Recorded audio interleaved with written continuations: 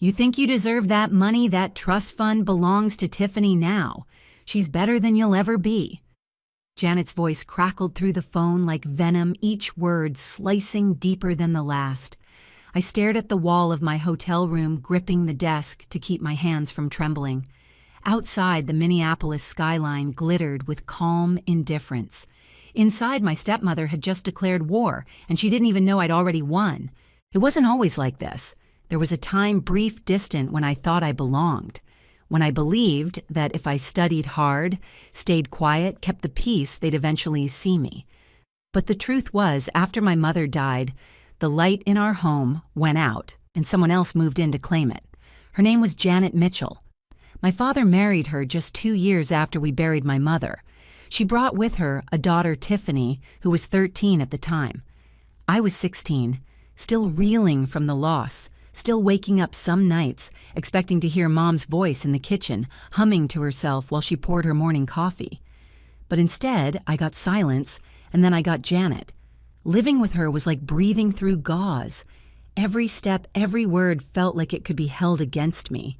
She had a way of smiling with her mouth while her eyes stayed cold, of saying we're all family now while moving my mother's photo to the attic, of making sure my father only saw what she wanted him to see. My mother had built a pharmaceutical consulting business from scratch. Late nights, piles of legal pads, empty coffee mugs. She worked while I slept and smiled through exhaustion. And when she died, she left me something precious, a trust fund. Not because we were rich, but because she had been prepared. It wasn't just money, it was security. It was her saying, "If I can't be there to help you chase your dreams, this will be." Janet, however, saw it as unfair advantage. She never said the word resentment aloud, but it poured out of her in other ways. "Your mom wouldn't want you to be so selfish," she'd murmur while loading Tiffany's new wardrobe into the back of the car. "You should share. That's what families do." But we weren't a family. Not in the way that mattered. When I got into business school on scholarship, my father barely acknowledged it. When I graduated top of my class, he didn't attend the ceremony. "Tiffany has a cold," Janet had told me flatly. "She needs her father right now." That was the last time I let myself cry over him. The next morning, I packed my bags and left without a word. No goodbye, no scene, just silence and a resolve I didn't even know I had yet. I threw myself into work. Pharmaceutical sales kept me on the move, always traveling, always pitching, always watching strangers try to read whether I was worth trusting. I got good at staying composed, smiling on cue, nodding even when I wanted to scream. It was a mask I'd learned young. I never touched the trust fund, not once, not when rent was tight, not when the job got rocky, not even when Tiffany posted about her 3rd luxury vacation in a year. Accessing it would have meant dealing with Janet's tangled strings. I didn't need her hands on my mother's legacy. Still, the pressure was always there. A lingering threat. A knowing smirk from Janet during holiday dinners if I even showed up. "Some of us don't have trust funds to fall back on," she'd say, sipping wine. "We have to work for everything." The irony would have been laughable if it hadn't been so cruel. But 6 months ago, everything changed. I was sitting in an airport lounge sipping burnt coffee before a flight to Denver when my mother's lawyer, Mr. Harrison, called. His voice was calm but serious. "Gabriella, I thought you should know. There have been inquiries. Someone's trying to gather information about your trust, not legally, quietly. I didn't have to ask who. I already knew." Together, we spent the next weeks putting layers of protection in place, legal safeguards, alerts, digital logs. I signed updated documents in person. We agreed on protocols. I left nothing to chance. That's what Janet never understood. I may not have fought back then, but I was my mother's daughter, and I had learned how to prepare. So when the call came tonight, Janet smug and gloating, telling me she'd emptied the trust to pay for Tiffany's wedding and house, I didn't flinch, because I'd already seen the move coming, and I had already placed the pieces on the board. She thought I was still that quiet, grieving teenager. She had no idea I'd spent years sharpening every edge she'd left in me, and now I was ready. The hotel room was too quiet after the call ended, the kind of silence that buzzes in your ears. I stared at the screen. Janet's number still lit up, the words she'd said echoing louder than I could bear. "You think you deserve that money?" She hadn't even tried to hide her satisfaction. No finesse, no sugarcoating, just pure venom.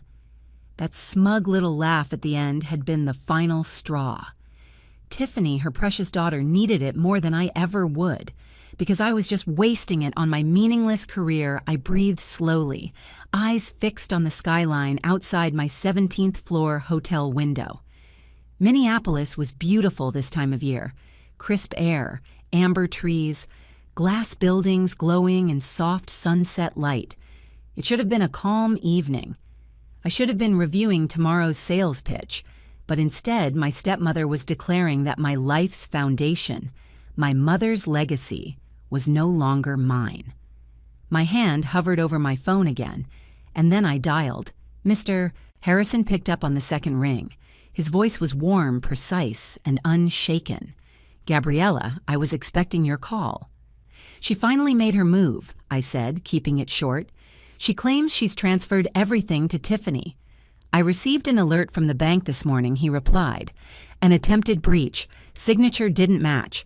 The documents were forged badly, I might add. None of the funds were moved. The breath I let out was shaky but solid. So, the money's safe." "Untouched," he said. "But we have enough to file. The bank has flagged the attempt. IP address timestamps, scanned copies of every document she submitted, every forged request. We have everything. Every call I'd ever received from Janet asking about the fund. Every email where she'd tried to guilt me. Every underhanded tactic she'd used to chip away at my resolve. It had all been cataloged. She'd overplayed her hand, and I wasn't 16 anymore." "Do you want to move forward?" he asked gently. "We can initiate formal charges for attempted financial fraud. I can also notify your family lawyer. Your father will be informed. He'll see every detail." I hesitated for only a moment, not out of mercy, but habit. That ache in my chest still whispered, "What if Dad doesn't believe you?" But the difference now was I didn't need him to believe me. I had the truth. "Yes," I said clearly. "Send it all. Include the bank's report, the digital logs, her forged signatures. Copy my father." "Consider it done," Mr. Harrison said. Then softer, "Your mother would be proud. She always said you had her instincts, that you'd know when to protect what was yours." His words settled into my bones like warmth. It was strange how much I still needed to hear them. After we hung up, I didn't cry. I didn't pace. I opened my laptop and booked the next flight home to Boston. My client meeting could wait. There was a storm coming, and for once, I would be the one standing in the calm at the center of it. Packing was mechanical, the same way it had been that day I moved out of my father's house years ago when Tiffany's sniffle had mattered more than my degree. That was the day I'd realized I wasn't invisible. I was inconvenient, and Janet had been slowly erasing me in plain sight. This time, I wasn't running away. I was walking straight into the fire. As I zipped my suitcase, I reached into the inner pocket and pulled out the photo I always carried. My mom leaning against her desk, laughing, her eyes bright, her posture strong. It was taken the week before her final diagnosis. She hadn't told me yet, but I think she already knew. She'd built her consulting firm with grit and guts.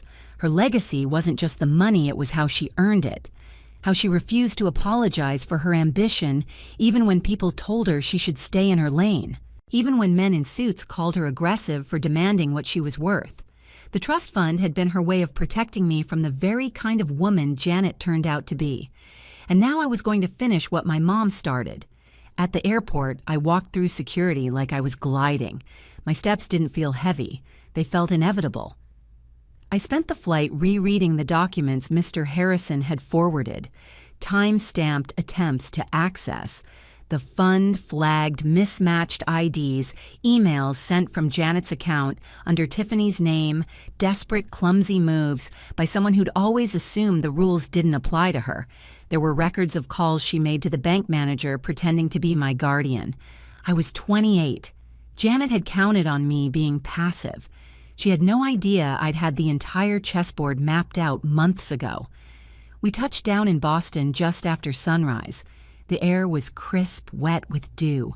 As I stepped into the terminal, my phone buzzed with a message from my father. "Looking forward to seeing you tonight. Janet said you're coming in late. Should I order pizza?" I stared at it. I almost laughed. He had no idea. And that was the saddest part. Janet had been narrating my story for him all these years, while I stood just off stage watching it unfold without a script. But tonight, he'd hear the real version. Not from a lawyer, not from a bank, from me. I sent back a simple reply. "Actually, I'll be there earlier than expected. We should talk." The house looked exactly the same. White siding navy shutters, the wind chime still hanging beside the porch light, tuned by my mother's fingers once upon a time. The garden had long since overgrown. Janet was never one for soil under her nails. Still, the shape of my childhood remained like a skeleton no one had buried properly. I walked up the steps slowly, carrying nothing but my briefcase. Inside it, every document Janet had tried to forge, every failed transaction, every signature that didn't match mine or my father's, every whisper turned into ink and timestamps and truth. I had texted my dad from the airport to say I'd be arriving early. He replied with a thumbs-up emoji, a ridiculous, clueless dot of a man, his kindness buried under years of noise Janet had carefully tuned to her frequency. The door creaked open before I could knock. Janet. Her expression flickered confusion, then irritation, then something I hadn't seen before. Fear. "Gabriella," she said, like a question, not a greeting. "Good morning," I replied. My voice was measured, neutral. It was the calm before her storm, and she knew it. "I thought your flight was later. I caught an earlier one." Behind her, I saw Tiffany curled up on the couch, scrolling her phone, wearing matching loungewear and indifference. Dad emerged from the kitchen holding a mug. He smiled genuinely, like none of this had touched him yet. "Gabriella, you're early," I nodded. "We need to talk." They all looked at me.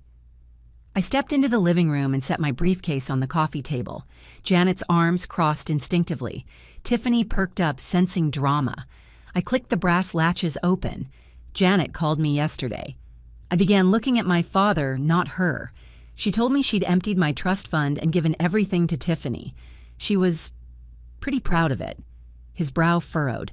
I pulled out the packet Mr. Harrison had prepared. Neatly tabbed, chronological, ironclad. This is everything I said, placing it gently before him. Every unauthorized access attempt, every forged document, every email and call she made pretending to be me or you. Janet's face blanched. "That's a lie." I held up a hand. No interruptions. Dad stared down at the documents. As he flipped each page, the lines in his face deepened. I was just trying to help Tiffany. Janet said, her voice brittle. "She's starting her life. Gabriella has a career. She doesn't need. You mean the legacy my mother left me I cut in sharp and cold, that she built from the ground up while you were still climbing social ladders at junior league luncheons." "Don't talk to her like that," Tiffany snapped. "You've always looked down on us. You got everything I got ignored," I said, turning to her. "I got pushed out of my own father's house while he sat in silence. I got my graduation skipped because you had a cold. That one landed." Tiffany's eyes wavered. Janet's nostrils flared, but it was my father I focused on. "Dad," I said softly, "she forged your signature, repeatedly. She lied to the bank. She's been trying to siphon money from my account for over a year, and Mr. Harrison found something else." I pulled out a smaller folder. "She's been skimming from your accounts, too. Small amounts. Over time. Dozens of transactions. You didn't notice because she kept it under the radar, but it's all here."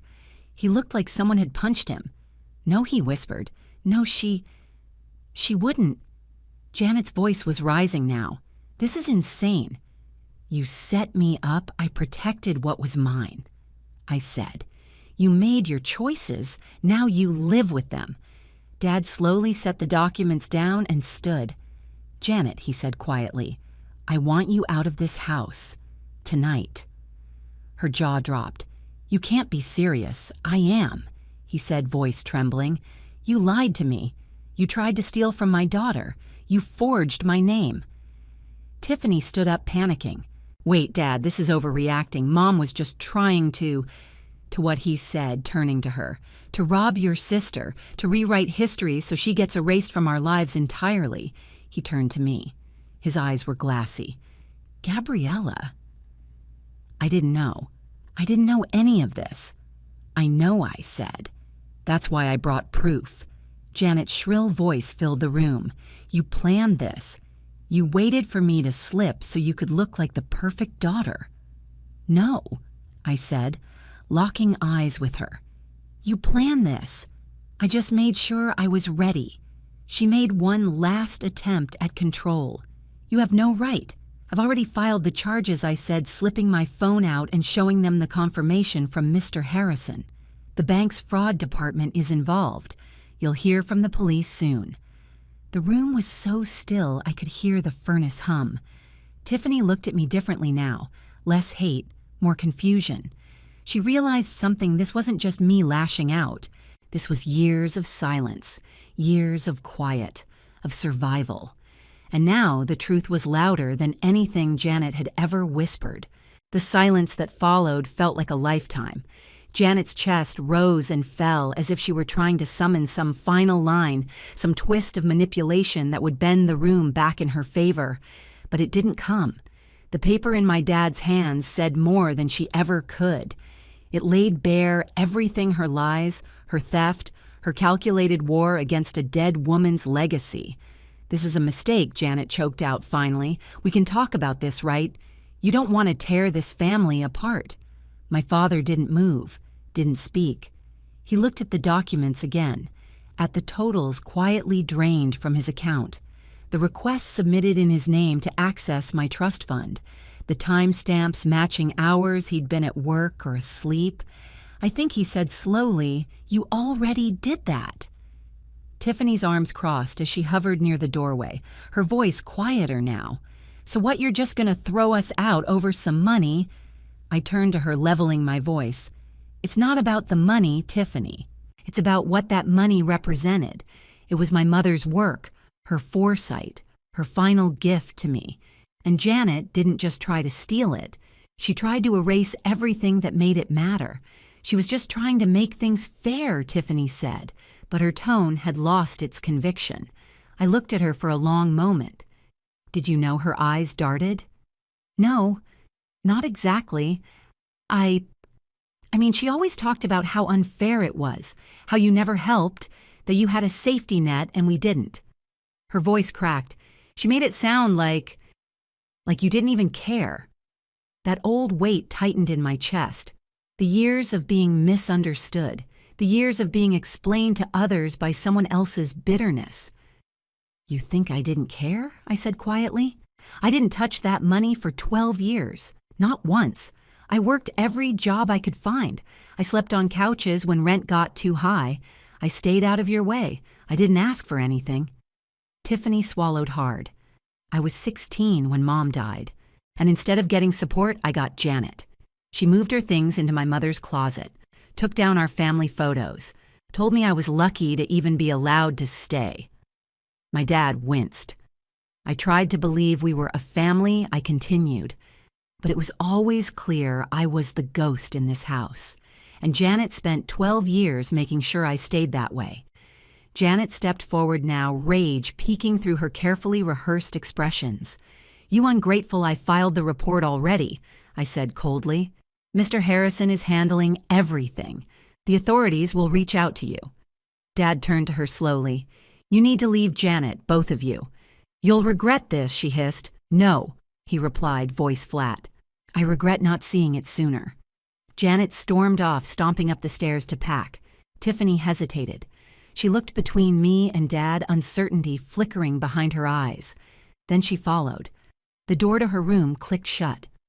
I stood near the window, breathing in the space.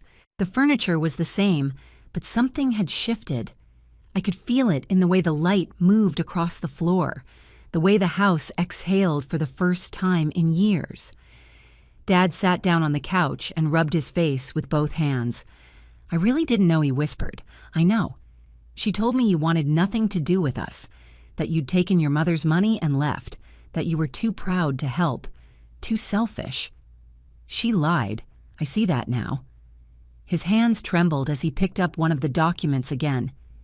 You must have hated me. No, I said, almost surprising myself. I missed you. But I couldn't fight both of you. Not back then. He looked at me like he was seeing me for the first time in over a decade. I'm so sorry.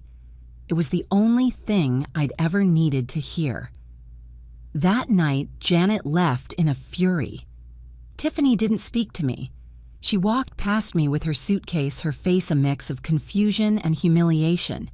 She wasn't the villain, but she'd been complicit. Whether she realized it yet or not, she'd have to sit with that. The next day, Dad forwarded me an email from his attorney confirming he'd started divorce proceedings. You were right to walk away, he wrote in the message body. But I hope we can both start walking back now.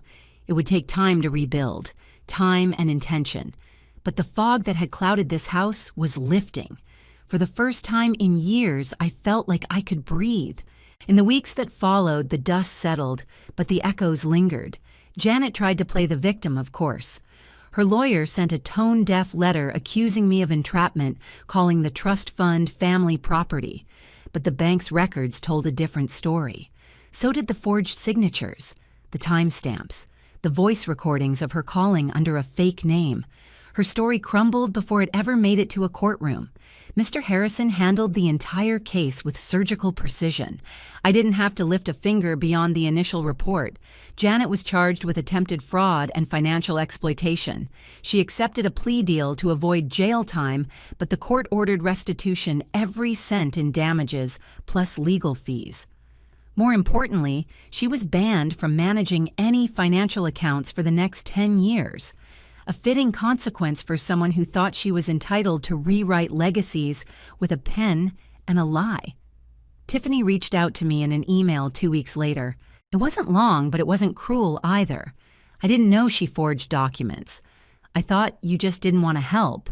I thought Mom was telling the truth. I guess I didn't question enough. I'm sorry. I didn't reply right away. What could I say? That I understood? That I forgave her? Maybe I would someday. But forgiveness, like trust, is earned. And right now, I was focused on something else building what my mother had always dreamed for me. Mr. Harrison and I sat down the following month to go over final paperwork. The trust fund was intact, every penny untouched, just like it had been since the day Mom passed. As I looked at the balance on the document, I didn't see money, I saw possibility. I saw late nights, coffee-stained contracts, and the determined eyes of a woman who had clawed her way into an industry that didn't want her there. I saw her.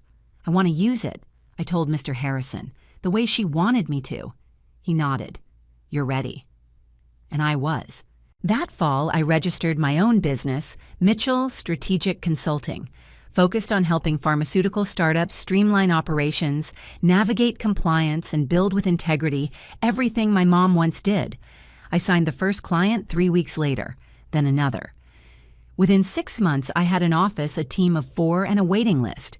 People didn't hire me because I had money, they hired me because I had scars, because I knew the grind, because I spoke like someone who'd lived in the margins, clawed out, and remembered every hand that pushed her back down. One of those team members was Sarah, mid-20s, whip-smart, fiercely driven. On her first week, she told me, I read about your mother's old firm. You're rebuilding her legacy, aren't you? No, I replied. I'm building mine. But she gave me the blueprint.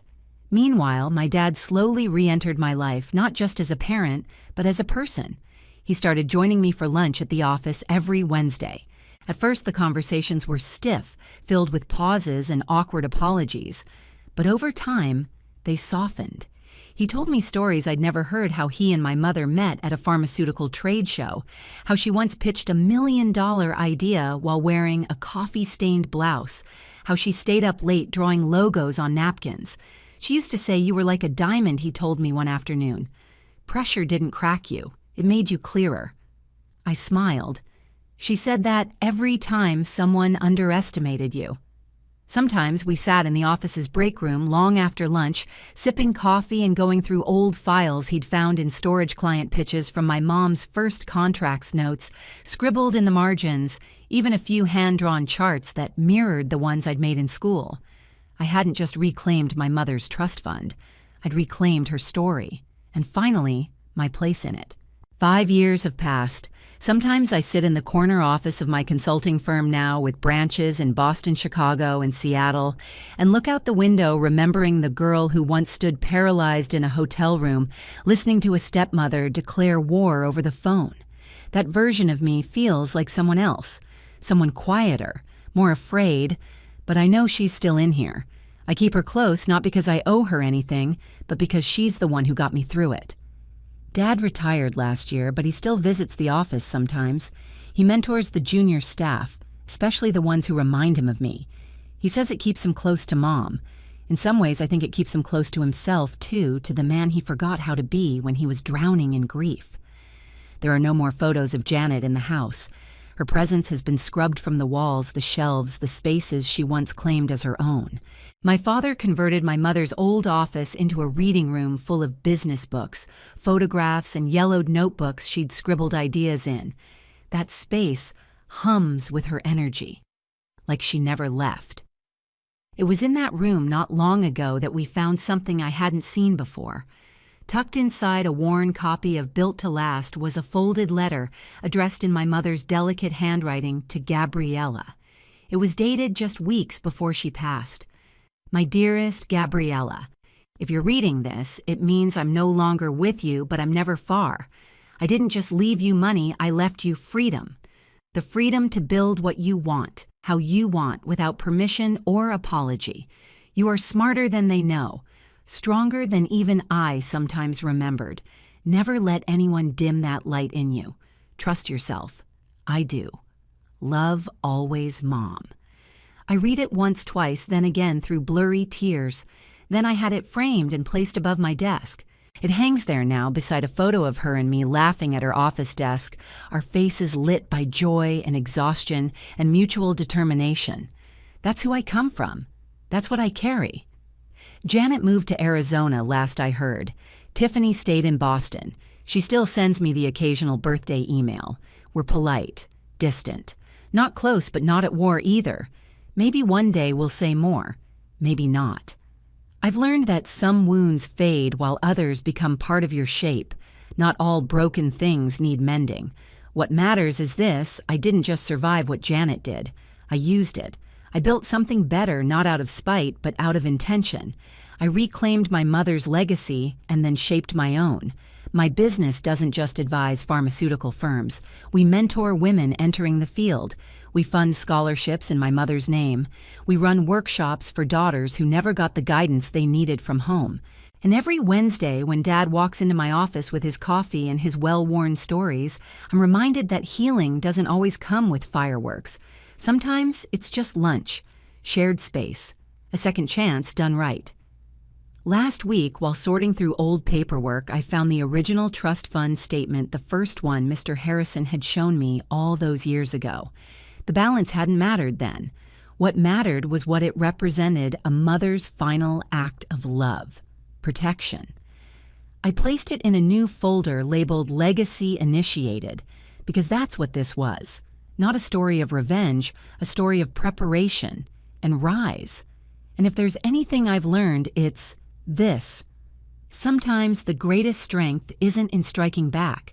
It's in standing firm, waiting, and being ready when the moment comes.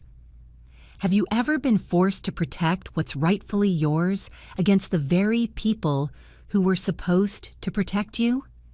Tell your story in the comments below. And if Gabriella's journey resonated with you, don't forget to like, share, and subscribe. There's more strength in silence than the world expects.